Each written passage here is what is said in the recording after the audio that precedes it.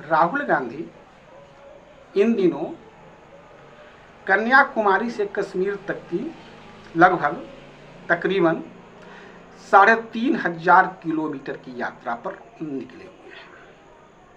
वह बार बार कह चुके हैं कि इस यात्रा का मुख्य उद्देश्य भारत के लोगों को जोड़ना है।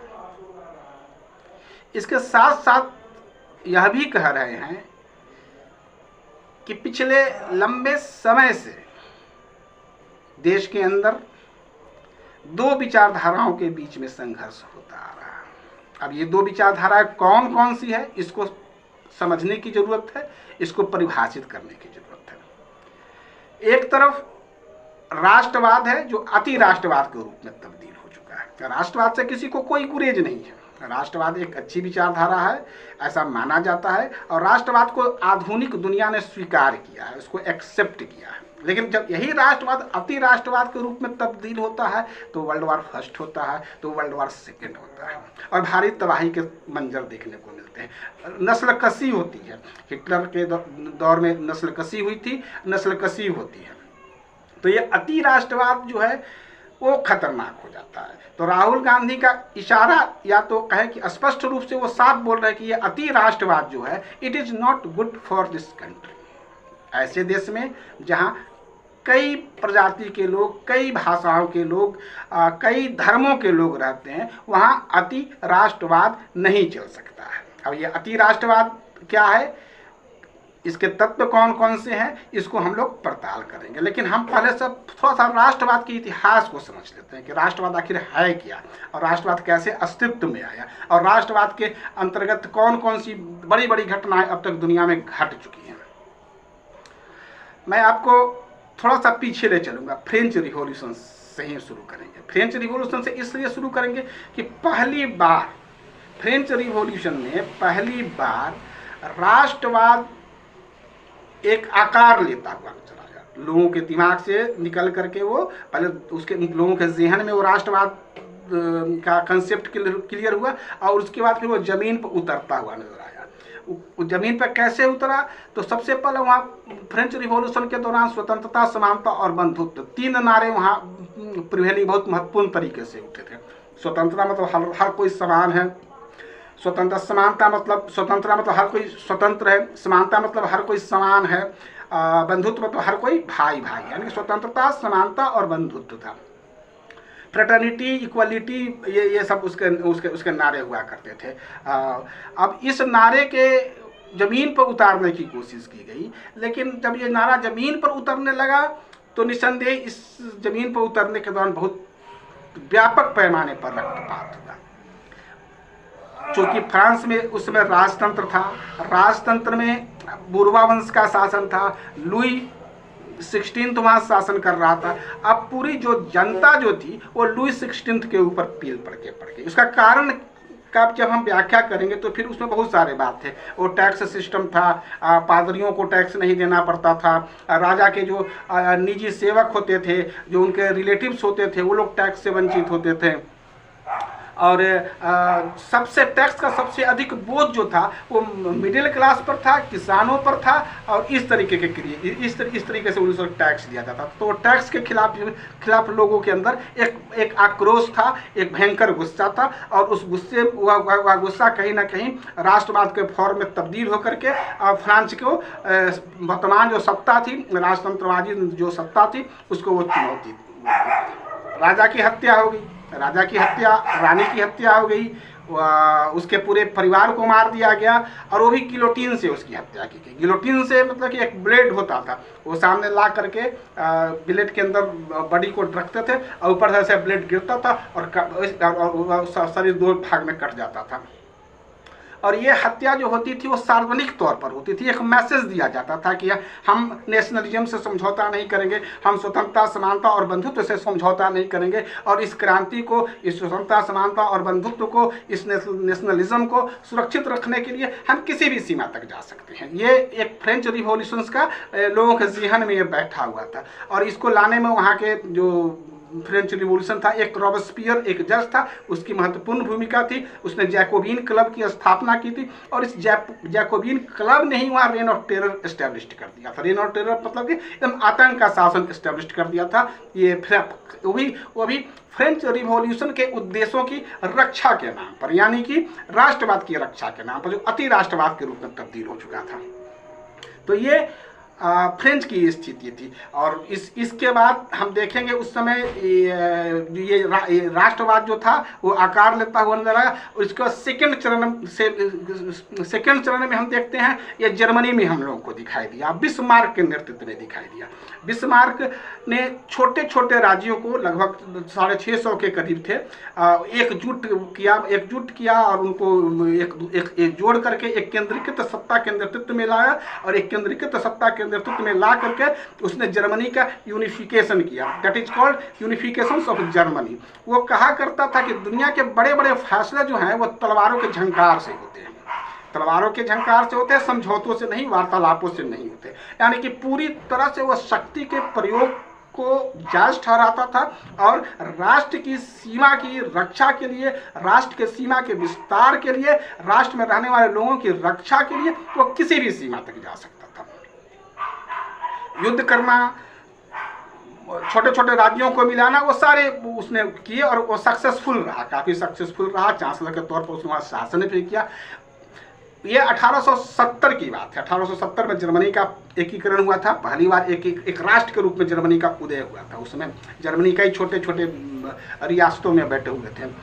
भारत में भी यही स्थिति थी। सरदार पटेल ने कई छोटे छोटे रियासतों को एक करके एक कॉम्पैक्ट नेशंस के रूप में फॉर्मेट किया था। तो उसी समय एक और घटना घटी थी, इटली का unification. That is also most important घटना है, इटली का यूनिफिकेशन। उसमें 3 नेता थे। गैरिबाल्डी था जो कि काफ़ी बलशाली था, वो एक फौज को लीड करता था, एक स्वयंसेवी संस्था को लीड करता था। वो उसमें बहुत सारे फौज होते थे और उसका एकमात्र मकसद था कि हर हालत में इटली को एकीकृत किया जाए। इसके लिए वो बल का प्रयोग करता था और दिन रात इसी में लगा रहता था। दूसरा था काउंट काबूर था, डिप्लोमेट था, लेकिन फोर्सफुल नेता था। वो बोलता था कि इटली की एकीकरण के लिए मैं कुछ भी करने के लिए तैयार हूँ और लोगों का इस्तेमाल में, जैसे खाने के समय छुरी और कांटे की तरह किया जाता है ना, वैसे मैं करता हूँ। इटली की यूनिफिकेशन के लिए मैं लोगों का इस्तेमाल छुरी और कांटे की तरह करता हूँ। थर्ड नंबर पे था ये मैजनी था। मैजनी को कहा जाता है सोल ऑफ इटली, इटली की आत्मा था वो। इटली की आत्मा मतलब कि वो लगातार इटली के बारे में ही सोचता था। युवावस्था से ही उसने जो अपना ऑटोबायोग्राफी लिखा है उसमें बताया है, उसने लगातार उदास रहता था, इटली के दुर्दशा पर वो आंसू बहाता रहता था। और जब नौजवान लोग खेलते थे कूदते थे तो वो एक तरफ कोने में बैठ करके इटली के बारे में सोचा करता था। और मतलब कि कुल मिला करके उसकी आत्मा इटली के दुर्दशा पर रोती थी और यूनिफिकेशंस का वो बहुत समर्थन करता था कि हर हालत में इटली के लोगों को एक हो करके मिलना चाहिए। तो मैजनी को सोल ऑफ इटली, काबूर को माइंड ऑफ इटली कहा जाता है और एक और है गैरिबाल्डी जो था वो सोर्ड ऑफ इटली, इटली की तलवार था। यानी कि इन तीनों ने मिल करके इटली के यूनिफिकेशंस को अंजाम दिया। और ये सारी चीज़ जो हो रही थी वो राष्ट्रवाद के अवधारणा के तहत ही हो रही थी। यानी कि एक राष्ट्र के तौर पर इटली का निर्माण, एक राष्ट्र के तौर पर जर्मनी का निर्माण के तौर पर ये दोनों कंट्री आपस में आए, आप सामने आए। और बाद में हम देखते हैं कि यही दोनों कंट्री फर्स्ट वर्ल्ड वॉर का प्रमुख कारण बने, यही दोनों कंट्री सेकेंड वर्ल्ड वॉर का प्रमुख कारण बने, क्योंकि जो राष्ट्रवाद था वो अति राष्ट्रवाद में तब्दील हो गया था। जब आप खुद को श्रेष्ठ समझते हैं और दूसरों को नीच समझते हैं और दूसरों पर शासन करने की भावना जब आपके अंदर जागृत हो जाती है, दूसरों को मारने की, दौड़ाने की, पीटने की भावना जागृत हो जाती है, तो ऑटोमेटिकली है कि वो अल्ट्रा नेशनलिज्म फॉर्मेट में आ जाता है। अब अल्ट्रा नेशनलिज्म पर जाने से पहले अब थोड़ा सा हम लोग नेशनलिज्म के कंपोनेंट को समझेंगे कि आखिर नेशनलिज्म का कंपोनेंट क्या है, नेशनलिज्म है क्या, नेशनलिज्म कैसे एग्जिस्ट करता है, इसको समझना जरूरी है। ये इसलिए मैं बता रहा हूँ कि राहुल गांधी बार बार इस बात पर जोर दे रहे हैं कि भारत में 2 विचारधाराओं के बीच में लड़ाई चल रही है। तो अब नेशनलिज्म के कंपोनेंट पर थोड़ा सा हम लोग बात करते हैं। नेशनलिज्म है क्या? तो नेशनलिज्म में नंबर 1 कि इसमें आपको हर हालत में, नेशनलिज्म में आपको हर हालत में एक ब्लड प्यूरिटी की बात होती है। ब्लड प्यूरिटी मतलब कि आप रक्त संबंध से एक दूसरे से जुड़े हुए हैं। जो ब्लड आपका है वही ब्लड आपके अगल बगल जो उस भूभाग विशेष में रह रहे हैं, एक भूभाग, नेशनलिज्म में एक भूभाग भी आता है, उस भूभाग के लोगों के बीच में रह रहे हैं, तो ब्लड प्यूरिटी बहुत जरूरी है। सेकंड नंबर है आपका लैंग्वेज, भाषा के स्तर पर आप एक ऐसी भाषा का कॉमन तौर पर एक ऐसी भाषा है जिससे आप लोग जुड़े हुए हैं। थर्ड है वो भूभाग है, तो ये कल्चर है, संस्कृति है, आपका रहन सहन है, आपका सोच है, आपका विचार है, यानी ये सारे कंपोनेंट जो है जो आपको एक नेशन के तौर पर एक नेशन के अवधारणा के तहत आपको जोड़ते हैं, आपको जोड़ करके आपको मजबूती प्रदान करते हैं, आपको संगठित करते हैं, आपको एक उद्देश्य देते हैं। ये तो आधुनिक युग में ठीक है, हम कंपोनेंट के तौर पर एक नेशनलिज्म, लेकिन अभी अल्ट्रा नेशनलिज्म में कन्वर्ट हो जाता है, मतलब कि हम ही श्रेष्ठ है, बाकी सब श्रेष्ठ नहीं है, बाकी सब इसलिए है कि उन पर शासन किया जाए। वो the fittest survive in the world के सिद्धांत को अपनाने लगता है। जब बड़ी, जैसे कि समुद्र में बड़ी मछली छोटी मछली को खा जाती है, उस सिद्धांत को जो अपनाने लगता है, तब ये अल्ट्रा नेशनलिज्म के फॉर्मेट में आता है। और अल्ट्रा नेशनलिज्म का फॉर्मेट हम लोग फर्स्ट वर्ल्ड वार में देख चुके हैं, भयावह तरीके से हमारे सामने आ चुका है, सेकेंड वर्ल्ड वार में भी देख चुके हैं, और थर्ड और आगे भी हम लोग देखते रहेंगे अल्ट्रा नेशनलिज्म कैसे कैसे कैसे कैसे मूव करती है। तो राहुल गांधी इस अल्ट्रा नेशनलिज्म, इस अल्ट्रा जो कंसेप्ट है नेशनलिज्म को लेकर के, उसकी मुखालफत कर रहे हैं कहीं ना कहीं, उनकी जो बातों से दिख रहा है, जो बातों से लग रहा है। आप एक स्टेट में रहते हैं, एक भूभाग में रहते हैं, और खास करके भारत जैसे भूभाग में जहाँ मल्टी नेशंस है, मल्टी नेशंस है मतलब कि कई नस्ल है यहाँ पर, कई बोली है, कई भाषाएं हैं, कई संस्कृति है, आदिवासी है, मतलब कि हर 5 कोस 10 कोस के दूर पर बोली बदलती है, भाषा बदलती है, संस्कृति बदलती है, रहन सहन बदलता है, सोचने का तरीका बदलता है, यानी कि वैवाहिक जो कॉम्बिनेशन है वो बदलता है।